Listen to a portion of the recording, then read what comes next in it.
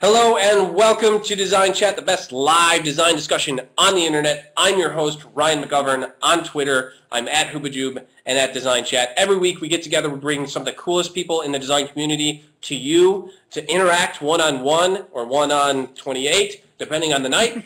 And we do this every week, so if you haven't seen it before, tune in Wednesday nights, 8 o'clock Central. You know that because you're here, or 9 o'clock if you're in New York. So tonight, we are honored to be speaking with Miss Whitney Hess, user interface designer and blogger. Ball clap.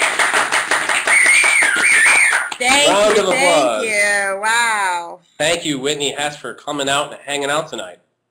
I'm thrilled to be here. Thank you so much for having me. This is really exciting. Cheers. We cheers. On the Design Chat. Cha-ching. Cha-ching. You with your cool beer and mine with my lame one. We're going to get really drunk, and we're going to talk about kerning and why some people are bad about it. Slow now. Oh, you got some lag? It happens. It'll catch up a little bit. Just give it a second.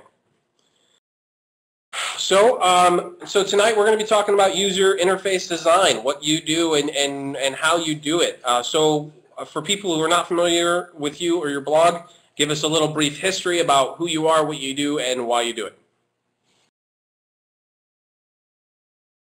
If you can hear me, when the lag catches up.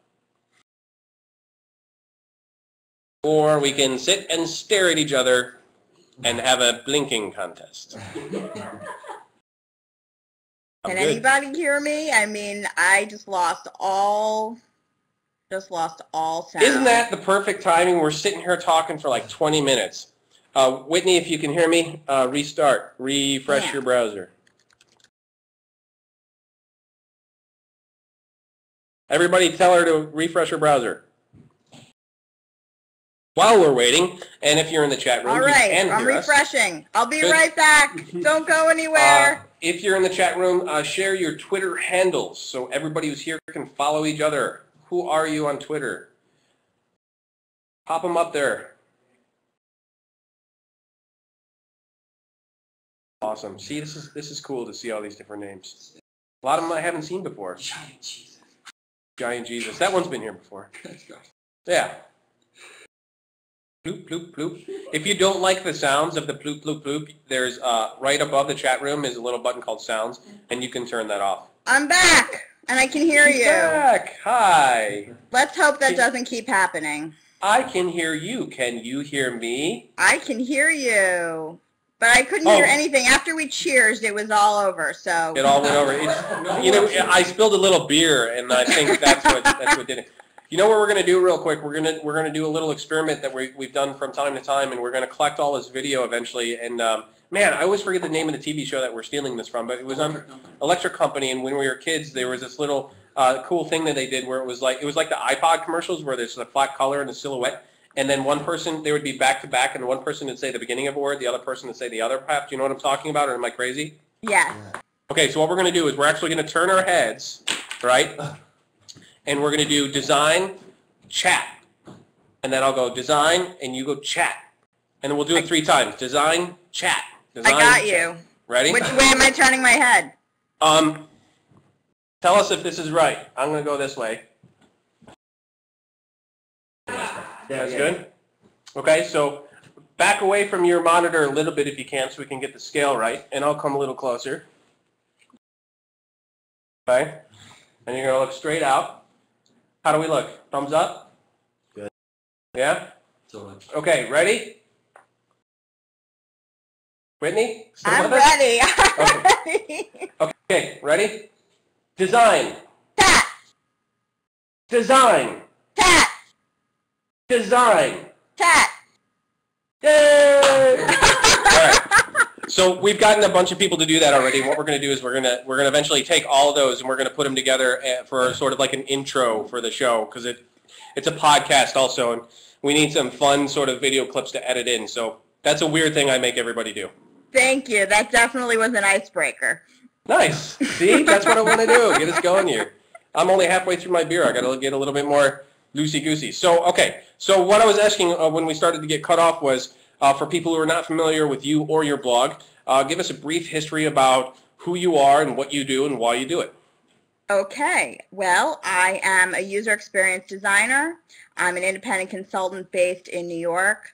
I run my own business, and I have a variety of different clients who I help to better meet the needs of their users.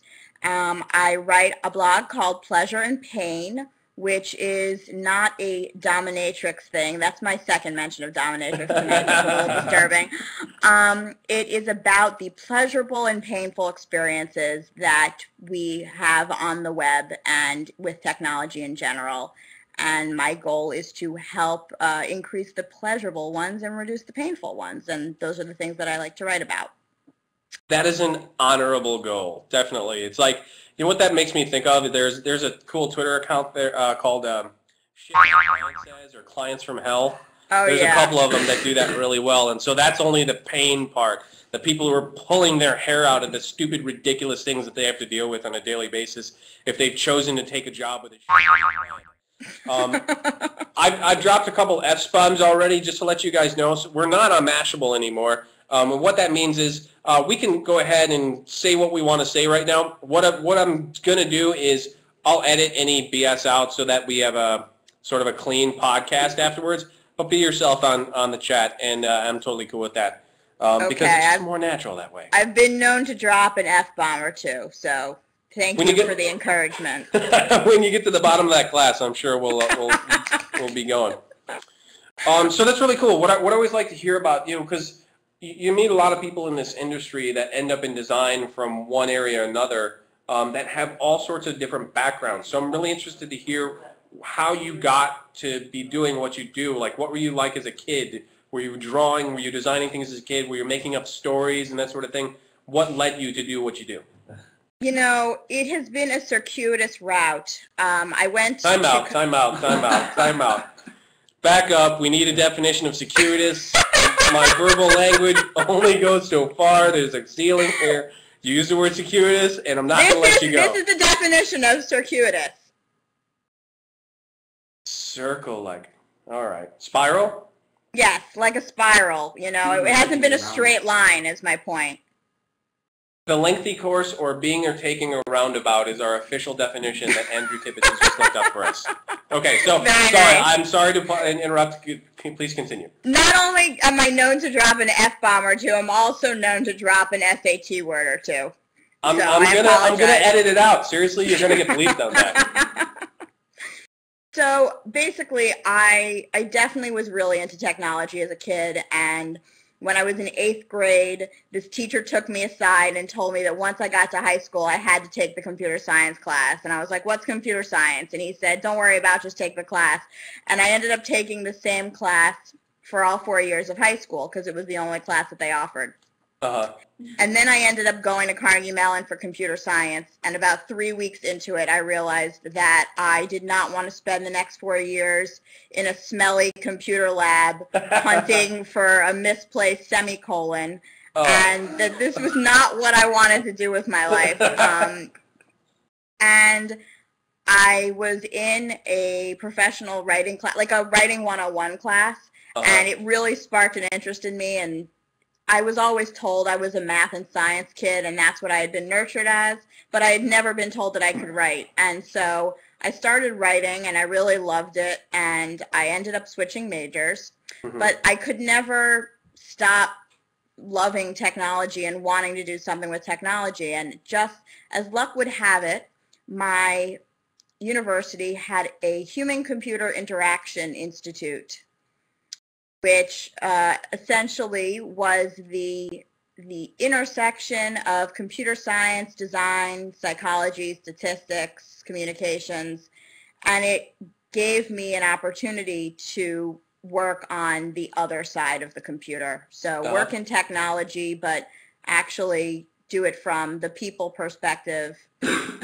And I remember as a little kid going through my parents' apartment building where I grew up and helping all the old people fix their blinking 12 o'clocks on their VCRs. And I remember thinking, there's got to be a better way, and this can't be right, that no one can figure out how to set the time on their VCR. Yeah. And I guess that stuck with me because here I am figuring out, you know, how to help people set the time on their VCRs, right. in a way. Well, that's great, because we hear that a lot, that people in design are often frustrated by their environment or the communications that they see around them, or the poor quality of those communications or interfaces or something like that. And it's one of those, it just gets under your skin, and you realize at some point, I can fix this. I can make a better this. I can make a better that. And that's very inspiring to hear that you sort of had that same story of, it's born out of a frustration. You could do better. Yes. So what was your next step after that? How did you figure out, that you were going to take that path? So I had a couple friends who were in this program, and human-computer interaction was a mouthful, and I had absolutely never heard of it before. And so I did a bit of exploration and discovered that it was something that, all the courses in the program seemed really awesome. And so I ended up applying for a double major, and I stuck with it for a couple years, and I stayed to get my master's at Carnegie Mellon. And then I really wanted to go back to New York.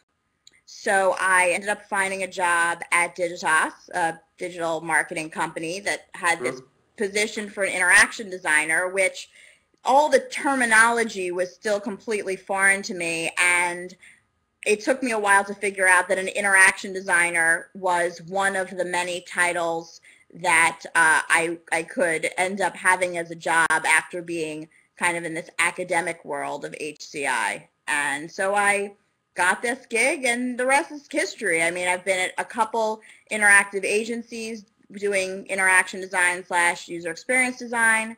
Then that I wasn't really finding that very fulfilling, and I wanted to dig into more complex problems, and I ended up going to work for a financial software company, which definitely had more complex problems, and that was a great experience. Worked with a really cool team there, and then about a year and a half into that, I realized that, I've been doing freelance on the side for many years. It's not easy to make ends meet in New York, and so the salary alone wasn't really cutting it. And so I had built up a client base over the course of many years, but never really thought that I could do it on my own. I never really entertained the idea. And then finally one day I was just like, wow, I'm really liking my freelance projects a lot more than I'm liking going to work every day. Maybe this is something that I could do. And I talked to a lot of people who consult full-time, and I thought a lot about it, and I saved up money, and then finally one day I just walked in and quit, pulled the trigger, and haven't looked back. The best, I say this all the time, but it's because it's true. Going out on my own was the best decision I've ever made in my life.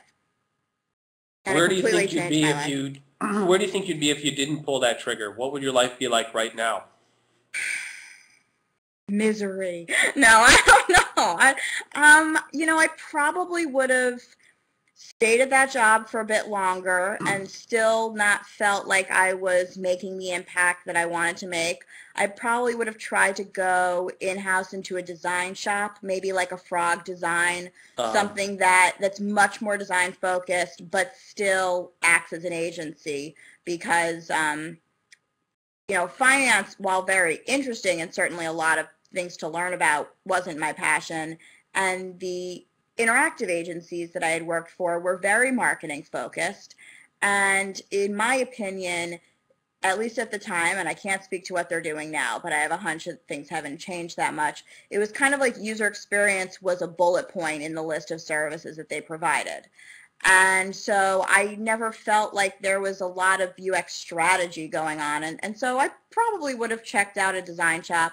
I don't think that I would have given up on the career, because quite honestly, it's something that I was born to do, I feel, and it just took me a little while to figure out in what capacity I should be doing it.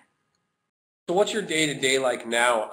Going out on your own and sort of, having and servicing your clients just by yourself and that sort of thing, you probably have to wear a lot of hats. You probably have to be a code geek in addition to, the visual interface person and the mediary and the interpreter and probably a writer and all that. What's your day-to-day like for your clients right now? Well, it really varies. Every day is completely different. Many days I wake up and I don't even know what the day is going to bring. But for the most part, I try really, really hard to stick to what I'm good at.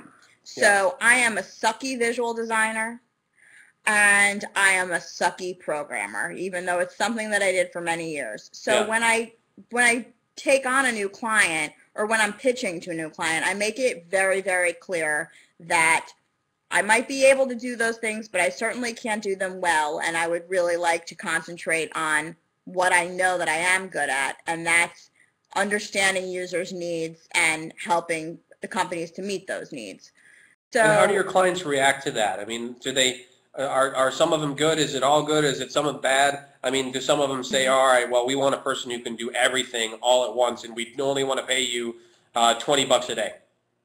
Oh boy, I get those. I definitely get those, and that's usually when I say, "Thanks for playing. See you later." I really have taken some great advice from people who've helped me out along the way, and one of the best pieces of advice that I've gotten is to not compromise just for the sake of getting the gig, whether it's a big name or a big paycheck. To not pretend as though I'm anything other than I am, because I'll always be resenting them, even though it was my fault for going into it not being completely honest. So there are plenty of people that respond to my pitch and say, we're really looking for a jack of all trades. We need someone who can do UX work. We need someone who can do visual design, and we need someone who can build it.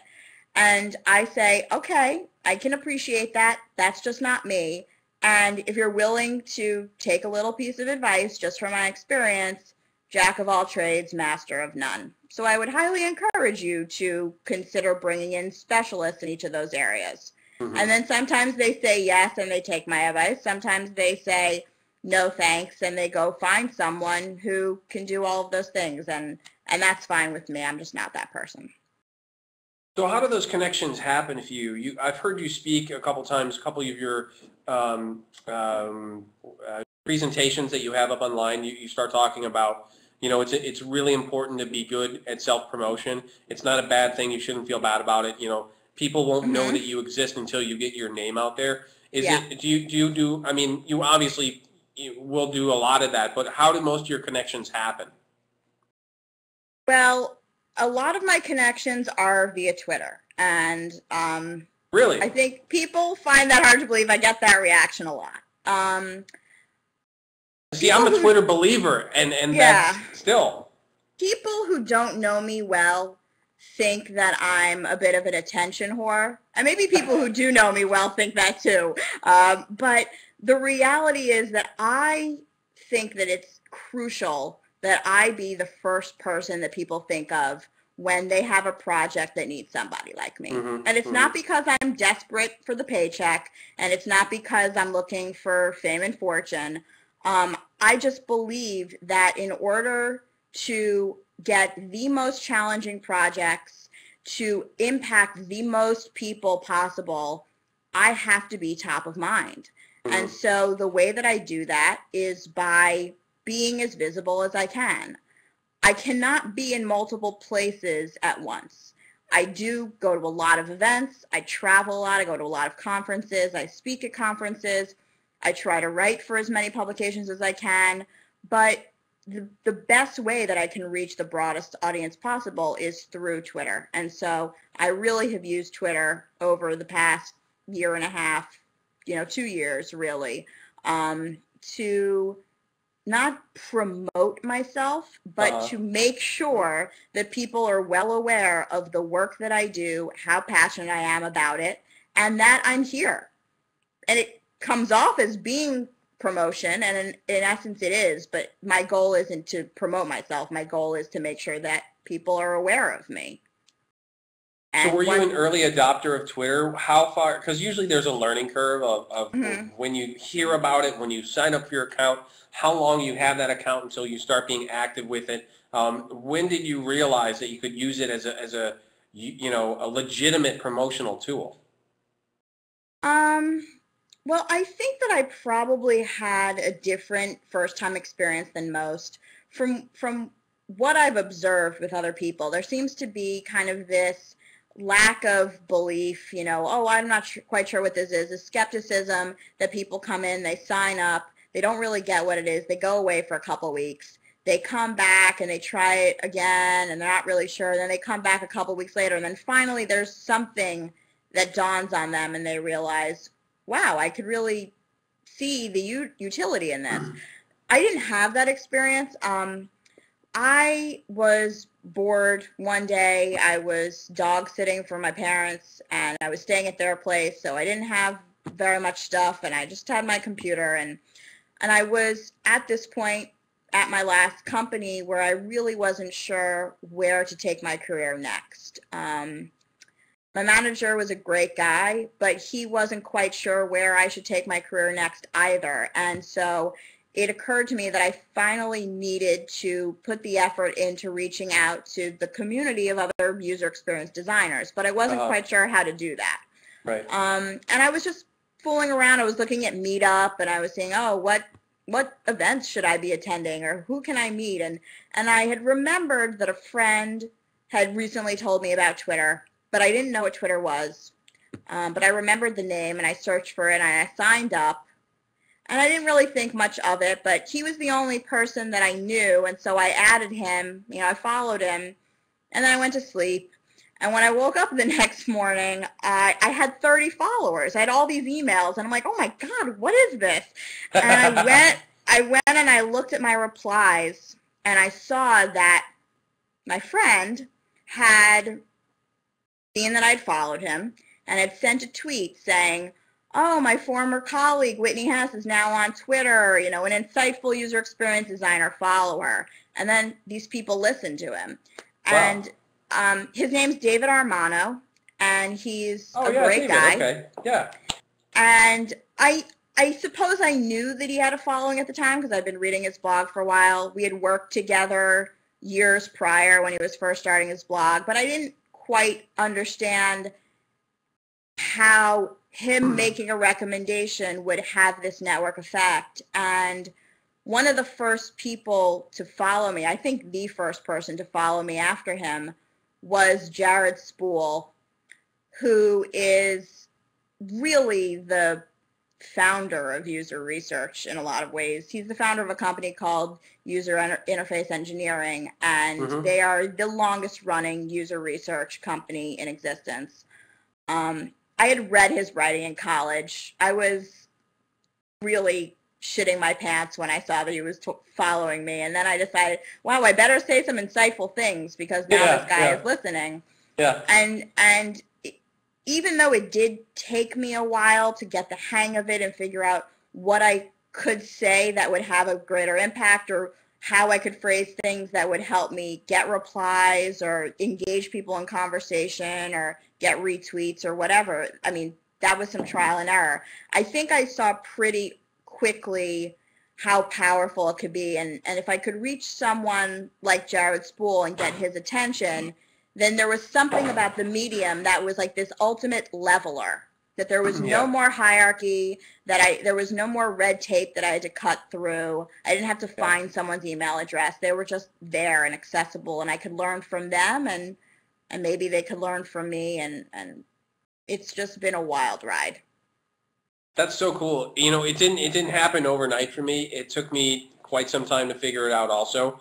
And eventually I realized that this was a tool that I could use. The same thing that you sort of clicked was that I could reach out to other designers and other people in the creative fields and create conversation and have a cool interaction that just plain old wasn't possible before. And it is really sort of shocking when you realize, wow, I can reach out to a Carlos Segura or anything like that. And as soon as you start those interactions, it's really wonderful to find out these people are real and they're genuine and they want to talk to you.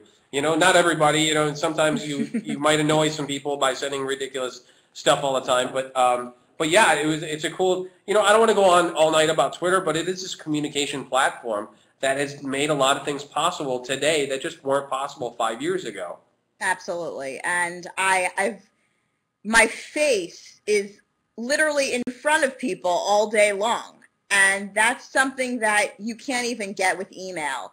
Right. And so it has really helped me to make new connections, to meet people who can teach me new things, and to get in front of people that I would never have had access to before. And so I would say that the majority of my referrals for clients do come through Twitter, either someone that reads what I write and refers me to somebody, or the client themselves has done a search for user experience designers and then finds my tweet stream. Of course, I get referrals through former colleagues, people that I meet at events and conferences and whatnot, but Twitter has allowed me to cast a much wider net, I would say.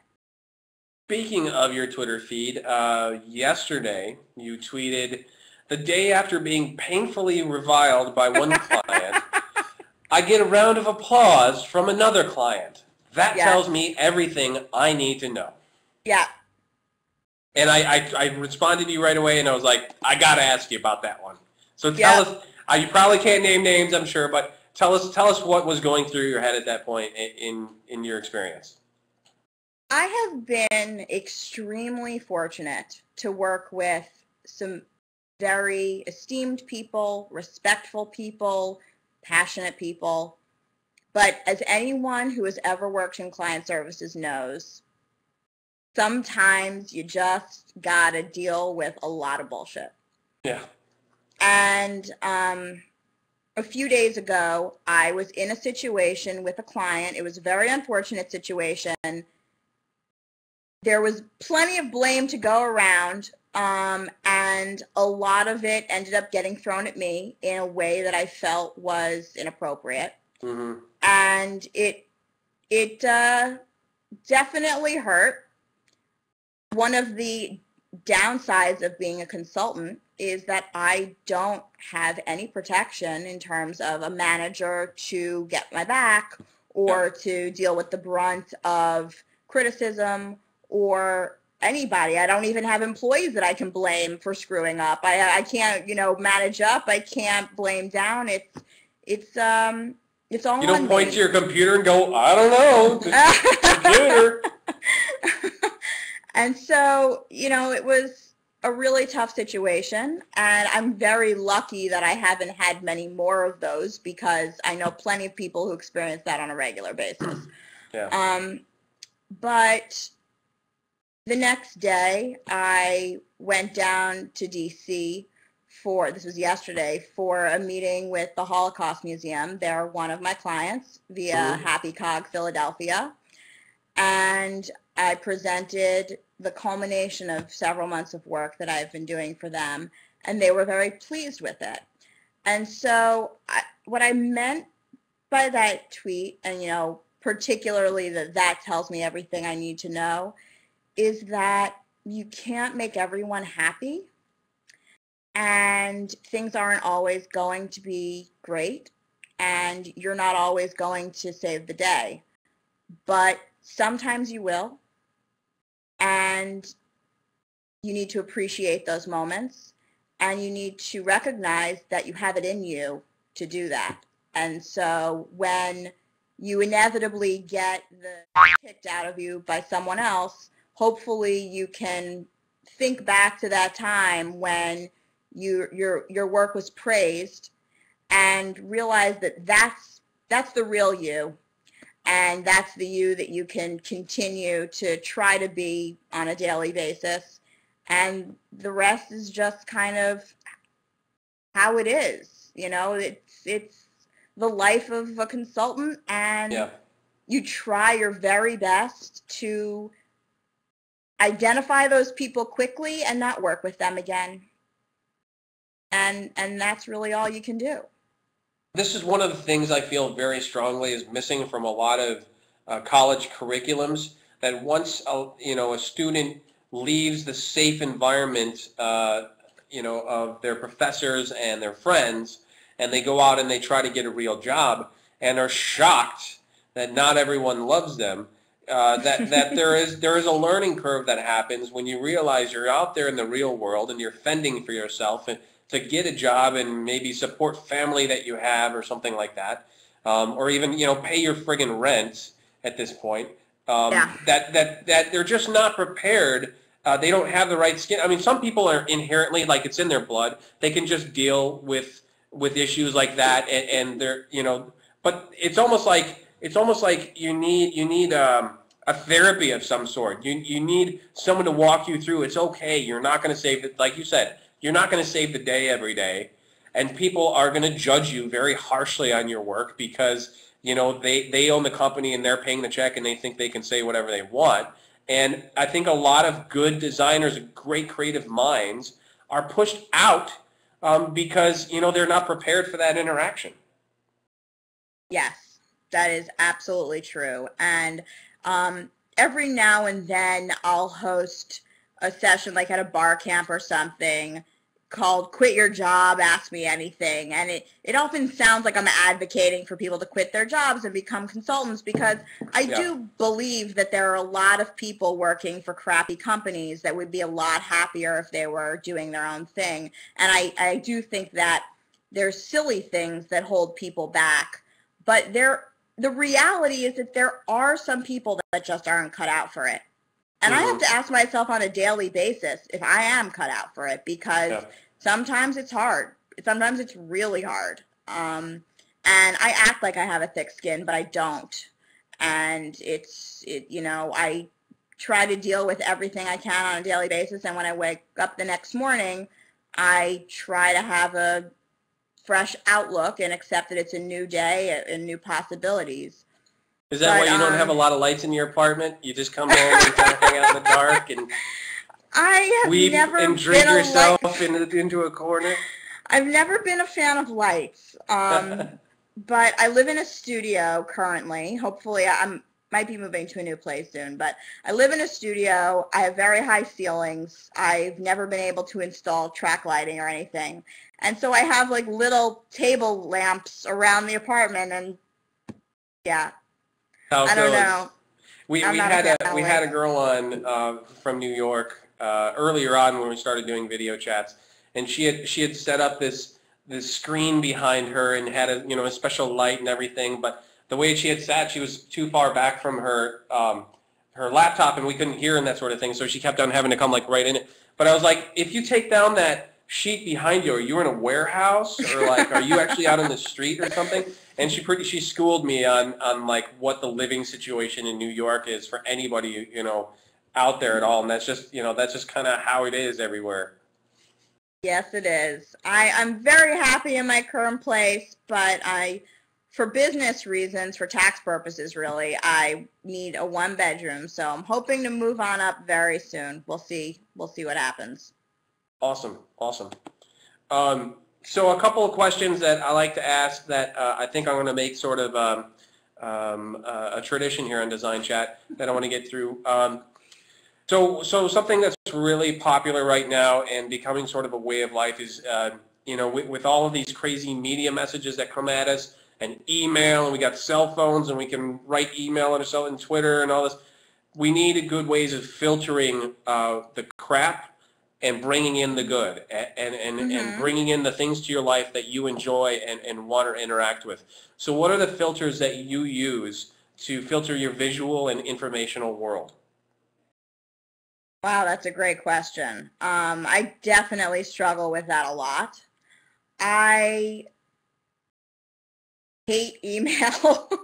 I hate email. Noted. But the majority of my clients rely on it. Whitney next time I contact her? Yeah. No, your emails have been very short and to the point, so I appreciate that. There is something that is so appealing about the constraints of Twitter for me because it really forces people to articulate what they need. And people don't do that very well on email. I often get 6-page long emails where there's a single question hidden in there somewhere, but I have to find it. It's like I have to first pass the test before I can move on to the next round. and it is very frustrating. I don't have great filters other than turning it all off, and I do that fairly frequently. So I won't open my computer. I'll have my BlackBerry on, so I'll be able to see new things that are coming in, but I won't necessarily be replying to old things. There's not like a big master switch, like a huge switch on your wall that you just go, and it's all wiped out. I wish. You know, for Google Reader, that was always a big issue for me because I felt like I was supposed to be following certain people or I was supposed to be reading certain things. I don't know where the supposed to came from. As though there's like a Bible for design professionals and this is who we're supposed to be knowing. It would come up in conversation and I would feel badly that I hadn't read that blog post or something. And then I just finally decided this is ridiculous and reading what everyone else reads isn't going to give me an advantage anyway. So I really cleaned out a lot of those subscriptions and I added people who don't post 6 times a day. And when they do post, either it's a synthesis of a lot of other things going on out there or they're really phenomenal posts that are going to change the way I think. And I only check that periodically. I would say probably once a week or once every other week. I've never gotten into Google Reader and I don't really like subscribe to blogs. I like when I think of it and I have a time, I'll go like bring that blog up on a web browser. Do you use Google Buzz at all? And what's your first impressions of it? And do you think it's going to be a long-lasting interaction for Google? I think it's total garbage. And I mean, someone asked me before what I thought of it, and I said it's basically like RSS in email, which I don't see the point of. It's also reciprocal network so far as I can tell. So when I add people, they have to add me back and so forth. And so everyone who wants to follow me, I also have to get their content. It's changed Google Reader too because now they're pushing all of this recommended content that I don't want to read. And I'm seeing all the tweets that I see in my tweet stream now in Gmail, which is bizarre. I don't honestly use Gmail that often. I have my own kind of hosted email on whitneyhess.com. It comes into an email client. I don't really know where they're trying to go with this, but I just see it as yet another channel that has tools that's copying the same content from other channels, and there's really not a lot of thought being put into which content is most appropriate in which channel. I honestly don't have really good ideas for turning things off. I mean, it's funny that you asked this question because my boyfriend is a big believer in eliminating information overload and had a startup that was dedicated to trying to help people find information that's most relevant to them. And we've been working on a Twitter app where we're trying to really reveal the most important information to people and the most important connections to people as well. And it's a perfect question for him, but I don't have any good secrets other than turning it all off, which I try to do as frequently as possible.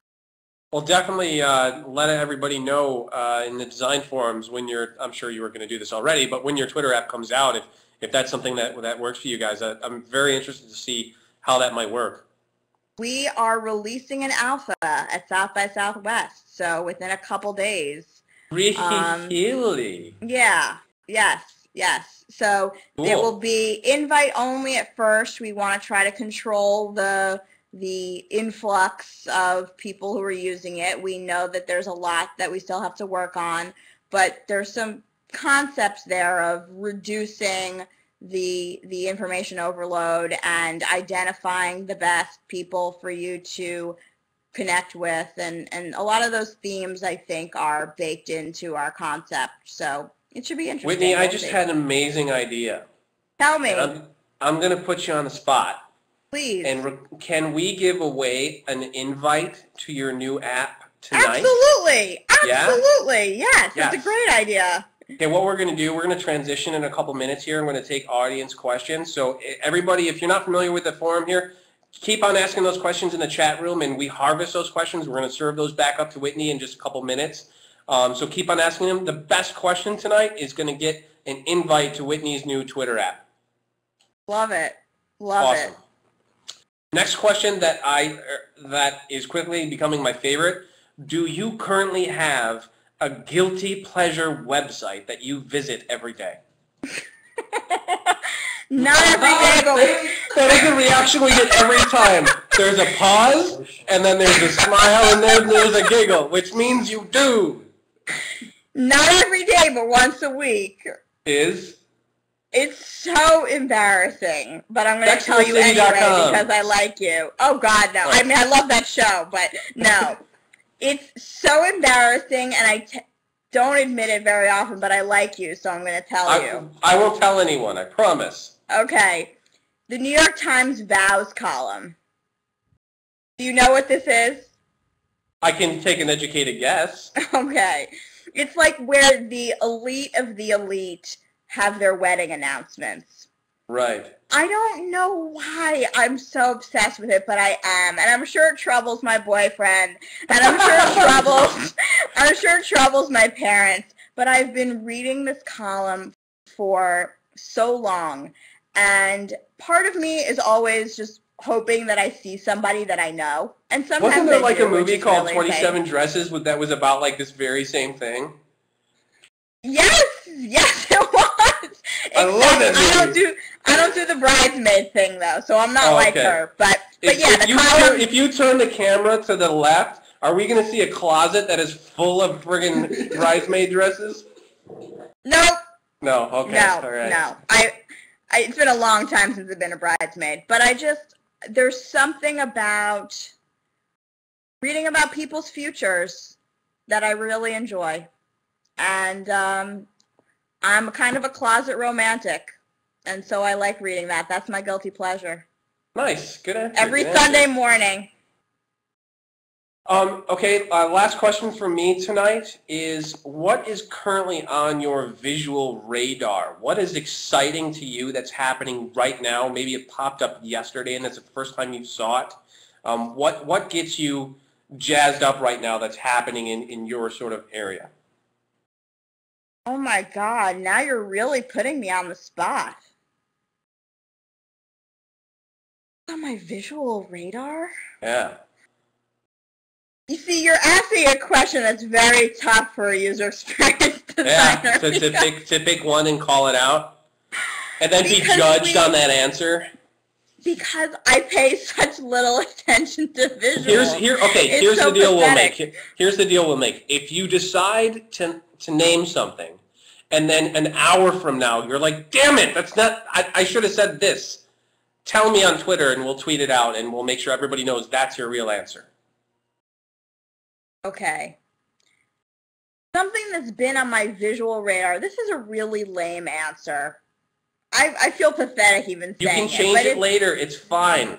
The thing that I'm finding really interesting lately is essentially how flexible the web is going to become in displaying like special fonts or new ways of viewing content, or I mean it's kind of the HTML5 thing, which I'm not like an advocate for in any way, but I'm not an advocate for any particular kind of technology. But you're not against it either. I'm not against it, and I think the thing that's really interesting for me as a user experience designer is figuring out ways that we can better represent real life interactions on the web. And so just something that's as small as new kinds of typography being universally viewable on the web just is kind of a forecast for the web breaking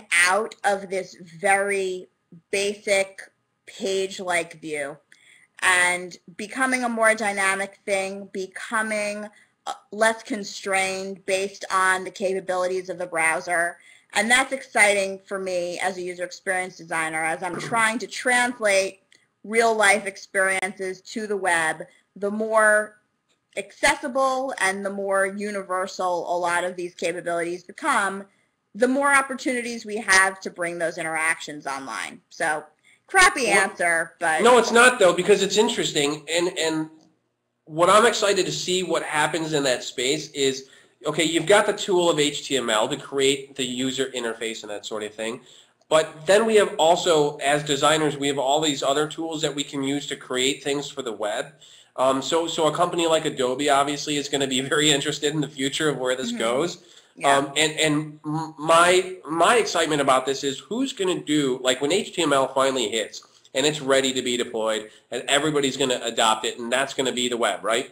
Who's going to be the group that taps in, that makes the tool to use the tool? You know what I'm saying?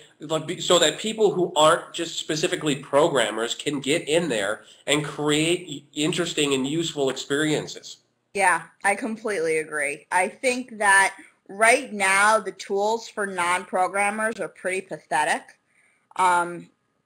You know, there are a lot of amen. Can we have an amen on that, please? What's interesting about that to me is that ultimately a programmer has to create the tool that non-programmers use. So there's kind of this maybe innate desire to not make them usable and to not make them accessible, because they don't want to put themselves out of a job, which I fully understand. I have the exact same distaste for tools like usertesting.com, which basically say, hey, give us any website and we'll do all the usability testing for you. We'll find all the participants and we'll craft the questions and we'll, you know, videotape the responses and we'll just send you the answers. And that feels like offshoring UX, and that makes me a little frustrated. It makes me a little intimidated that they think that what I do could be commoditized. So I fully understand for a programmer why you wouldn't want to put all of your efforts into creating a tool that would make it easy to create these other tools based on, you know, your work and potentially cut you out of the process. But whoever does it is going to make a buttload of cash. I agree. So we're going to make the transition now. We're going to start taking some audience member questions. And what this means for you guys, we just announced 2 seconds ago, very excited to say that whoever has the best question tonight is going to get the first look at, did you call it an alpha or a beta? It's a total alpha. Alpha, like #1 alpha. Whitney Hess's alpha Twitter app named? Okay, this is what I'm going to say. This work is with Fusebox. They're an interactive agency in New York, fusebox.com. My boyfriend Orion works for them. The name has not been decided. That's how alpha we are. I was baiting you. I was baiting you to see if I could squeeze it out. I have my inputs. They have their own. It will probably have a name within the next few days. But this is how new this all is. Very, very new How stuff. exciting is that? Yeah. Okay, so what we're going to do tonight is we've got a new experience for you guys. We're very lucky tonight. We have a nervous college student from Bowling Green University, State University, tonight named Taylor. And what she's going to do, she's going to come on and do video right now, and she's going to serve up the questions to you, Whitney. Are you ready? Sounds fabulous. Everybody give some applause to Taylor. As she logs on, she should be getting on any second now. We'll get her set up and bring in her video. Are you ready, Taylor? Are you ready to go? Taylor! Woo! Oh, one thing I forgot to mention at the beginning here is I know we got an echo, so I'll be really quick. We're at Samata Mason in West Dundee, Illinois, SamataMason.com. Very cool agency in the western suburbs of Chicago. Look them up, SamataMason.com. And with that, go ahead, take it. It's all yours. I'm done. I'm done tonight. I'm getting drunk. All right, go for it. Whitney, how you doing on your beer? Are you good?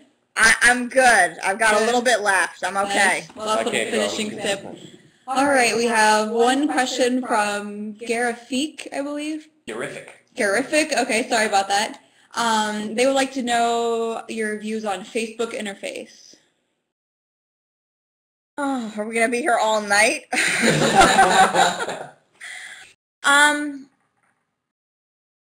Facebook is a tough one because they are trying to meet the needs of a wide variety of audiences. So I don't envy them. And I would never choose to work there specifically for this reason. They have a huge challenge in that they're dealing with people who are at both ends of the spectrum in terms of tech savviness. They're dealing with college students, moms, businesses, and they're trying to meet all those needs in a single interface. I won't say specifically what I think about it because my opinion doesn't really matter so long as they're meeting the needs of these people. But one thing that does really bug me about their approach is how frequently they are changing the framework. Yes. Now, I'm a big proponent of iteration. And I think that one of the biggest benefits of the web is that it's not a printed book. You don't have to get the old editions off the shelves and print a new one.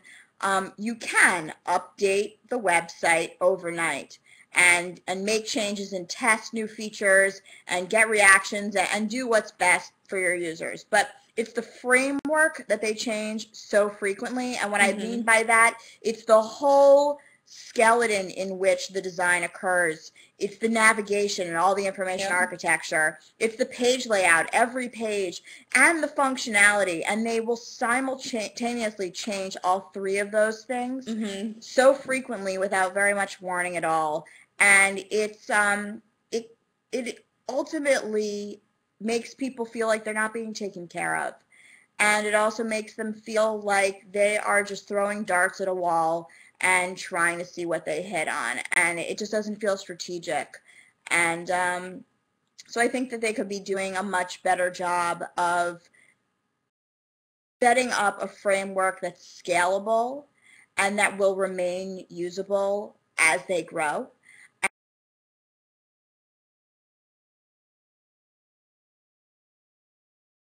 And maybe that's what they try to do with the most recently redesigned. I think we just had a hiccup, guys, so we'll wait for 1 second, and I think we're all caught up, so we're just going to keep on going with it. I'm still here. Okay, good. I was just going to make a comment on that about the last time that they had changed it. I couldn't even figure how to log off.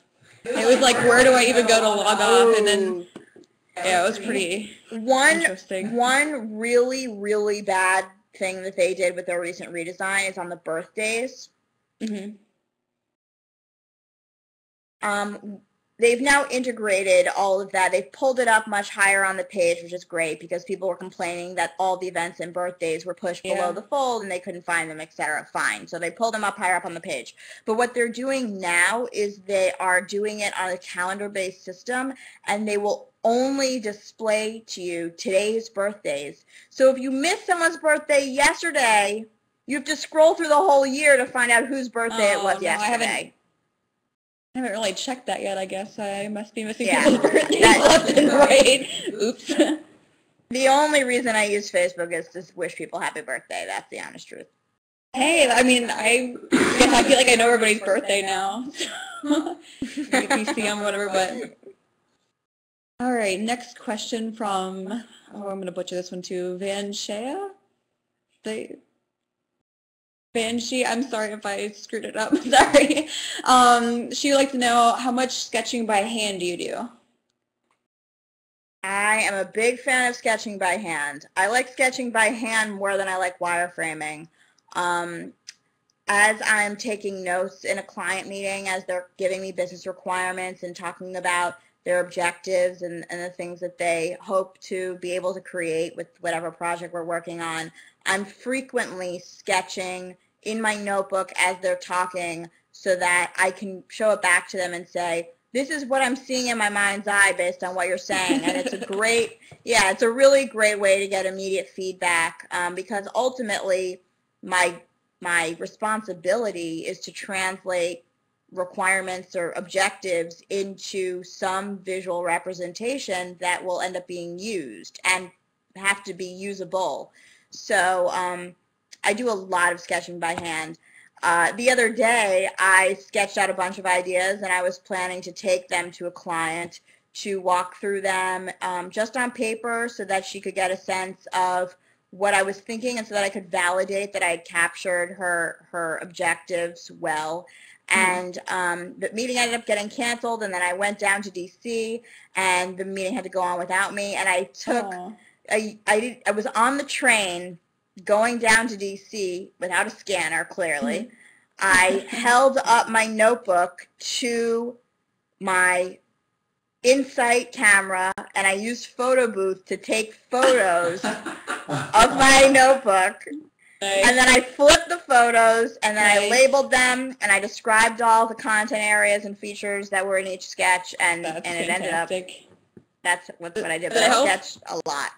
I sketch a lot. Special interaction question here from Orlan wants to know, do you have any special pens or pencils that you use to sketch? I don't use pencil at all.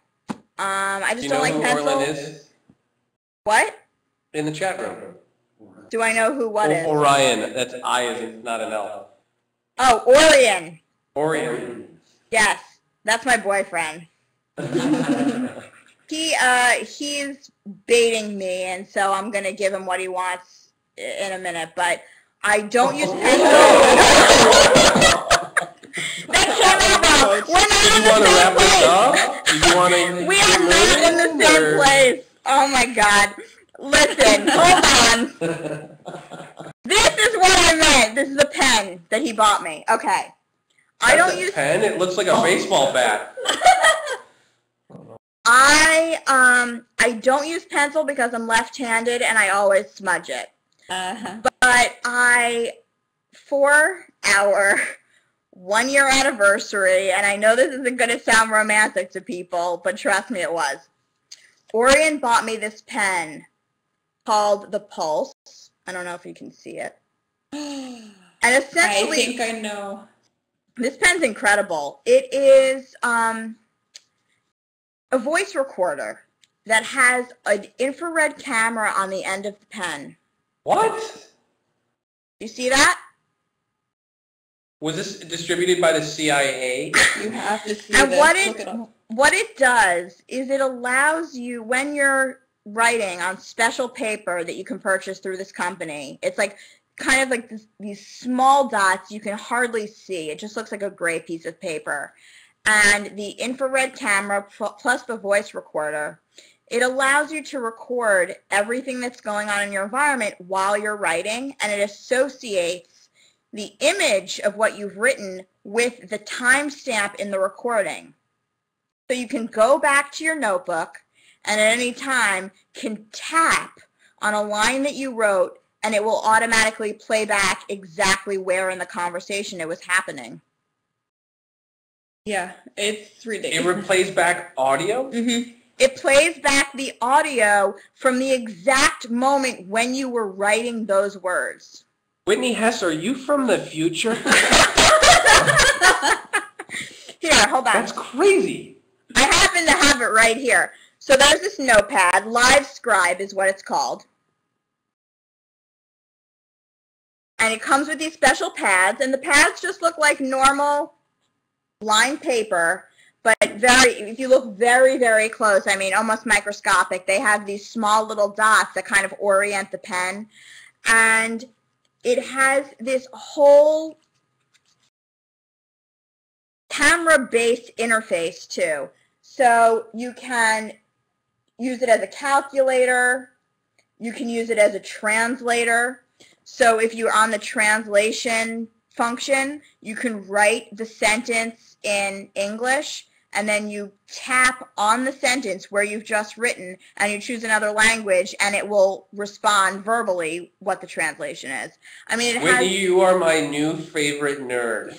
It is wild. It is wild. And the thing is, you know, not everyone would understand why my boyfriend would buy this for me for our 1-year anniversary. It seems like a not very personal gift. But the truth is that the most favorite part of my job is to conduct user interviews. I love drawing. I love designing. I love Well, that working pen with would make developers. anything fun. But the most fun that I have is in talking to real people and figuring out what their motivations are, what their attitudes are, what they need from us, what their frustrations are. And in those interviews, there's a lot of great information that comes out, and I'm furiously writing as they're talking to me. And this pen allows me to record everything that they say so I can have a transcript of it. I can plug in the pen to my computer via USB, and everything that I've handwritten has essentially been videotaped by the infrared camera, and I can get a digital copy of everything I've written. It's unbelievable. It's a great Taylor, I'm thing. sorry I interrupted, but I had a feeling that was going to go somewhere interesting, so I'm glad I did. So please continue. Good. All right, that's the last question I have. From, I'm going to butcher this one too, I'm so sorry. Kubalek Post, maybe? Sorry. Okay. They'd like to know, what is the best user experience job in the world right now? The best user experience job in the world What would right be now. like your dream job maybe? Or I guess you're living my your dream job? My dream Well, job? they said the best in the world right now, but what would you think would be the best job for user experience design?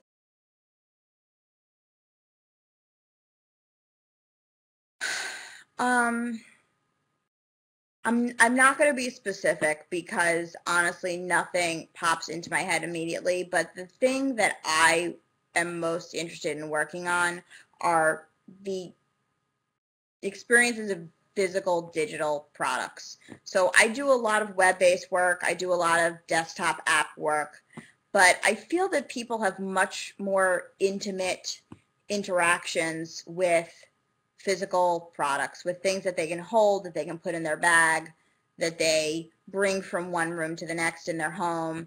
I would absolutely love the opportunity to work on ubiquitous computing for the home.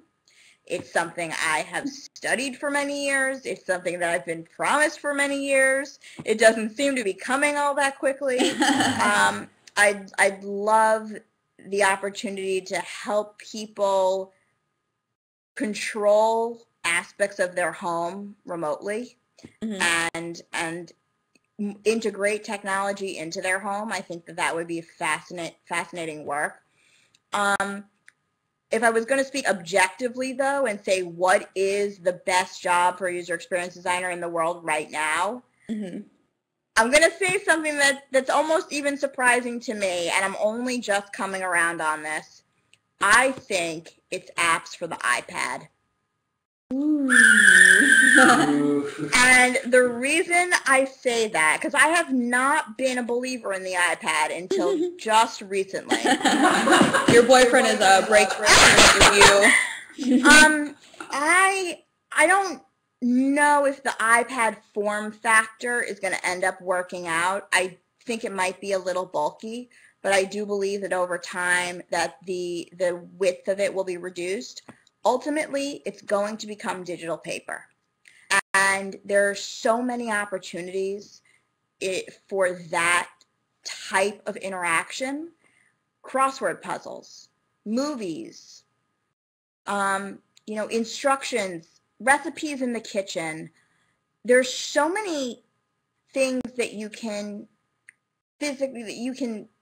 kind of create uses for that's more in the form factor of what people are used to as a single sheet of paper, and they'll bring that piece of paper into their lives in ways that they won't bring a computer, for a much wider audience. And given the relatively low price of it as well, I just can see it bringing computing power into areas of their lives that it doesn't exist now, like the bathroom, for instance.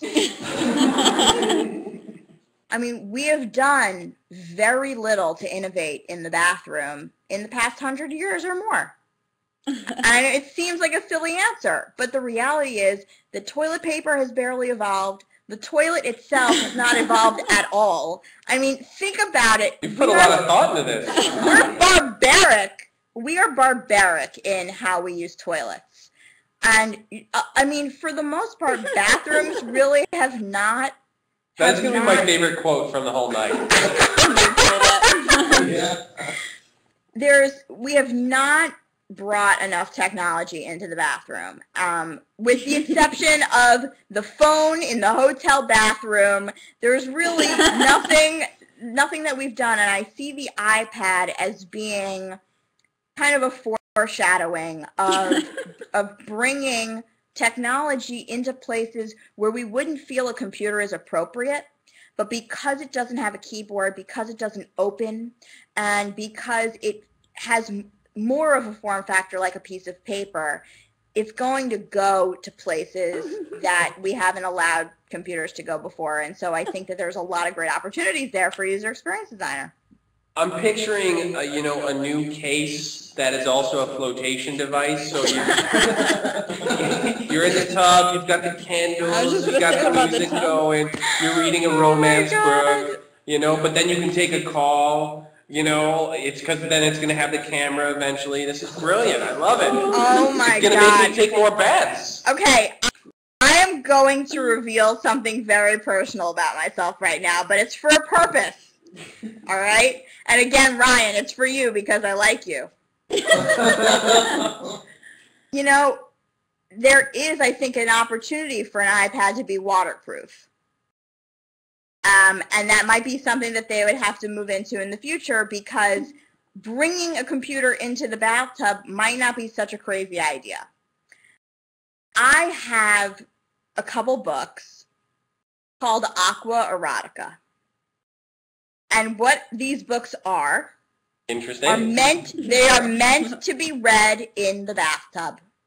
And they are designed to be read in the bathtub. They are waterproof pages. Oh. And the subject matter is associated, whatever, it doesn't matter. I was fascinated not just by the content, but by the books themselves. And I think that as Apple starts to see how the iPad is used and the different locations that it's used in, there's an opportunity to bring computers into completely new spaces. And so I've seen it done in other mediums, and why shouldn't it be done with a piece of technology? I'm perspiring a little bit. Gonna take another drink. Wow. On that note, I'd like to thank Taylor for coming in tonight. Thank you. Thanks for having me. Thank you, Taylor. Broadcasting this evening. We're going to wrap it up. I think I have the best question of the evening here. Was from, I've got it, where did it go? Somebody reorganized the questions. Yeah, Van Shea asked, Whitney, how much sketching do you do by hand? And that went into the whole pen, what crazy future pen discussion. So congrats to Van Shea. Very good, very nice. Thank you. Message me on Twitter and I'll get your email address. I'll forward on to Whitney and we'll get you that invite to the alpha version of the still to be named Twitter app that will be very successful. Thank you, Ryan. I appreciate that. So a couple of just quick thank yous. Thank you again to Taylor. Thank you to Samana Mason for letting us broadcast from their offices here in West Dundee. And thank you to you, Whitney Hess, for spending some time with us this evening. Thank you to you, and thanks so much for inviting me to participate in this. I'm thrilled that I can be one of your guests. I love your questions, and thanks for making me feel so comfortable, and I'm glad that I did this. I'm really, really glad, so thank you. Awesome. Awesome. So, guys, come back, visit us again next week. We don't have anybody scheduled, but we will very soon, and I will tweet that out 8 o'clock next week, designchat.info/chat. We love you. This is Design Chat. Good night. Good night. Bye.